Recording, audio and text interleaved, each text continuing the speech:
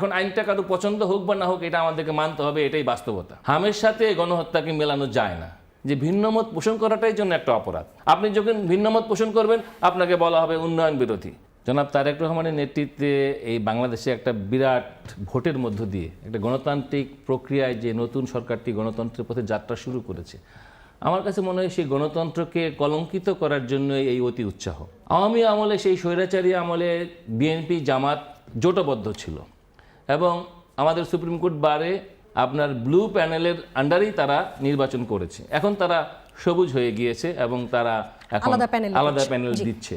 বিষয়টা হলো, যেটা আমাদের বিবেচনায় রাখতে হবে, আমাদের বারের নির্বাচনের আগে যেটি আমার বিজ্ঞ সহালোচক বললেন, যে প্রার্থীদের কাছ থেকে কিন্তু কোনো হলফনামা নেওয়া হয় না যে ভাই আপনি কোন দলের সদস্য, আপনি কোনো রাজনৈতিক মতাদর্শ বিশ্বাস করেন কিনা, তাহলে এটি লিখুন, যার ভিত্তিতে তাকে আইডেন্টিফাই করা হয় যে তিনি কোনো সন্ত্রাসী দল করেন কিনা।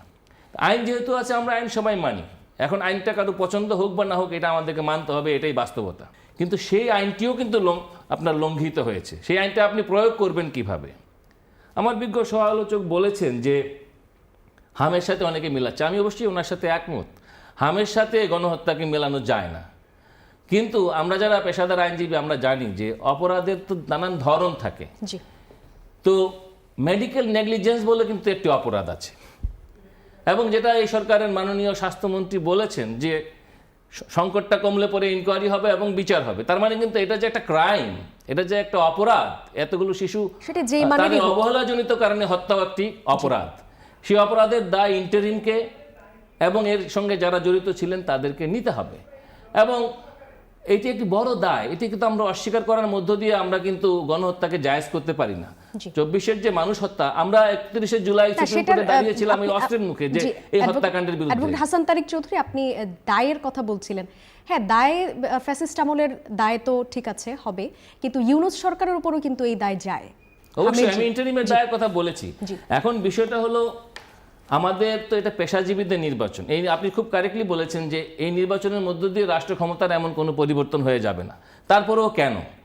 এই কারণে যে বারকে দলীয়করণ করতে করতে আমাদের যে স্বাধীন বারের যে স্পিরিট, শুধুমাত্র পেশাজীবীদের স্বার্থ দেখার জন্য যে কাজ, বারের কাজ, সেই জায়গায় কিন্তু বারের কোনো ভূমিকা আমরা দেখি না। কারণটা কি? এরা হলো দলের সিদ্ধান্তের বাইরে, দলের যে এক ধরনের দলের স্লেভে পরিণত হয়। আপনি দেখেন আমাদের সুপ্রিম কোর্টে বারে হাজারো সমস্যা। আমাদের এই যে কয়েকদিন আগে ভার্চুয়াল কোর্ট হলো, আমাদেরকে আন্দোলন করতে হয়েছে যে একটা বিনা যুক্তিতে ভার্চুয়াল কোর্ট দিয়ে কোর্টের কার্যক্রমকে যে সীমিত করে দেওয়া হলো। এক ধরনের কথা, জ্বালানি মহামারীর নামে আপনি দেখেন 20 টাকা তেলের দাম বাড়িয়ে দেওয়ার সাথে সাথে পেট্রোল পাম্পগুলো কিন্তু এখন ফকফকা, এখানে কিন্তু আর কোনো লাইন নাই। তার মানে কি? ম্যাজিকটা ছিল ওই পার লিটারে 20 টাকার মধ্যে। এই যে ফাঁকিবাজি, এই যে ছলাকলা, এগুলো মানুষ বুঝতে পারে। অভ্যুত্থানের আকাঙ্ক্ষা ছিল একটা বৈষম্যহীন সমাজ, অভ্যুত্থানের আকাঙ্ক্ষা ছিল মানুষের মত প্রকাশের অধিকার, অভ্যুত্থানের আকাঙ্ক্ষা ছিল ভিন্ন মতের চর্চা এখানে হবে। কিন্তু আমরা যেটি দেখতে পাচ্ছি যে ভিন্নমত পোষণ করাটাই জন্য একটা অপরাধ। আপনি যখন ভিন্নমত পোষণ করবেন আপনাকে বলা হবে উন্নয়ন বিরোধী, আপনি যখন ভিন্নমত পোষণ করবেন আপনাকে বলা হবে নারীবাদী, আপনি যখন ভিন্নমত পোষণ করবেন আপনাকে বলা হবে যে বাউলদের পক্ষে।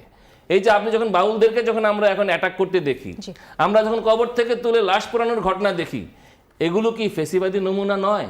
এগুলোর দায় কি রাষ্ট্রকে নিতে হবে না? রাষ্ট্রকে তো অবশ্যই এর দায় নিতে হবে। এবং এটি আমরা দেখতে পাচ্ছি যে নানা ধরনের মব সংস্কৃতি কিন্তু এখনও রয়ে গেছে। মবের আতঙ্ক মানুষের মধ্য থেকে কাটেনি। এবং এখানে যে সোশ্যাল মিডিয়ার যে কন্ট্রোল, যেটা আমরা ইউনূস সাহেবের আমলে রিউমার স্ক্যানার বলে একটি শব্দের সাথে পরিচিত ছিলাম, সেই রিউমার স্ক্যানারের কাজ কিন্তু এখনও বন্ধ হয়ে যায়নি। ফলে আমাদেরকে গণতান্ত্রিক প্রক্রিয়া আসতে হলে পরে এক ধরনের ভিন্ন মতের প্রতি সহনশীলতা থাকতে হবে। অবশ্যই সন্ত্রাসী কার্যক্রমকে আমরা কোনোভাবেই অ্যালাউ করব না, কিন্তু সন্ত্রাসী ট্যাগ লাগিয়ে জেনুইন যে ভিন্ন মত, অহিংস যে ভিন্ন মত, তাকে তো দমন করা যাবে না।